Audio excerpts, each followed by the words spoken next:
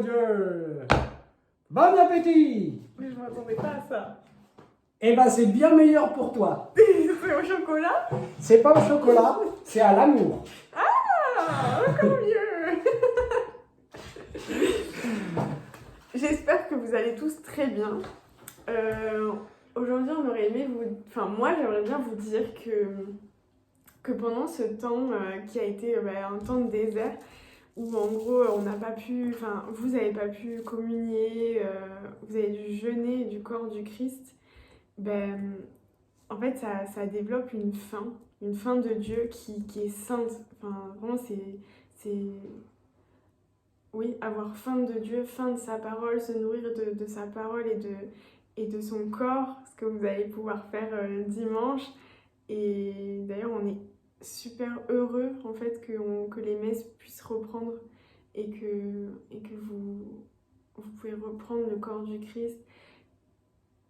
Et en fait, juste ça a développé cette faim. Et je pense que ça a été un temps de grâce.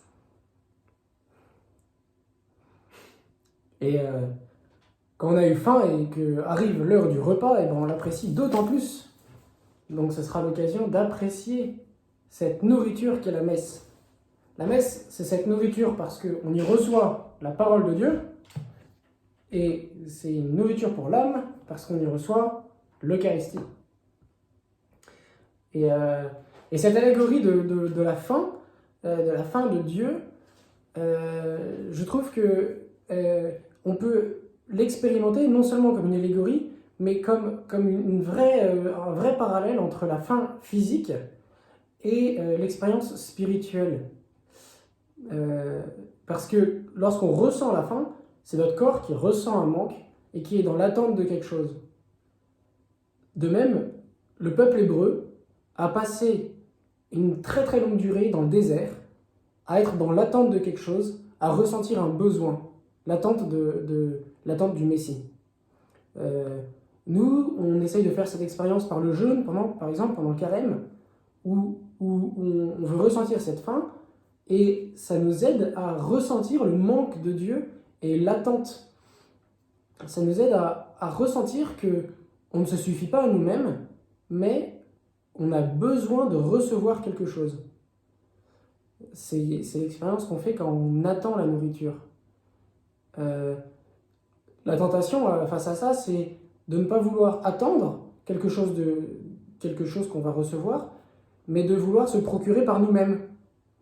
Ce serait par exemple, j'ai faim, mais je ne veux pas attendre l'heure du repas, je veux manger un truc. Parce que je ne veux pas attendre que ce soit le moment de recevoir. Et dans ma vie spirituelle, je ne veux pas attendre que ce soit le moment que Dieu choisit de me donner ce dont j'ai besoin. Une consolation, une guérison, une expérience d'amour. C'est la tentation que Jésus a eue au désert, où lui a ressenti la faim, et Satan lui a proposé de transformer une pierre en pain, lui a proposé de satisfaire lui-même à son besoin, plutôt que d'attendre que Dieu subvienne à ses besoins. C'est ce qu'on apprend à dire dans le Notre Père. Dans le Notre Père, on essaye de vivre de tout notre cœur cette parole « Donne-nous aujourd'hui notre pain quotidien ». C'est-à-dire qu'en disant ça, on accepte que notre pain va nous être donné de Dieu et qu'on va le recevoir. Et que ça représente tout ce qu'on a besoin de recevoir de Dieu, notre vie, les grâces d'amour, les grâces pour endurer nos épreuves, les grâces pour aimer notre prochain. Toutes ces choses qu'on reçoit de Dieu et qu'il faut apprendre à attendre de lui. Et l'expérience du manque, l'expérience de se sentir loin de Dieu ou de manquer de son secours, nous aide à mieux accueillir son secours justement et ses grâces lorsqu'elles arrivent. Amen. Amen. Bon, je vous souhaite une belle journée et j'espère qu'on a tous un grand désir de communier à la présence réelle du Christ dimanche. Et je vous dis à bientôt. Soyez bénis. Soyez bénis.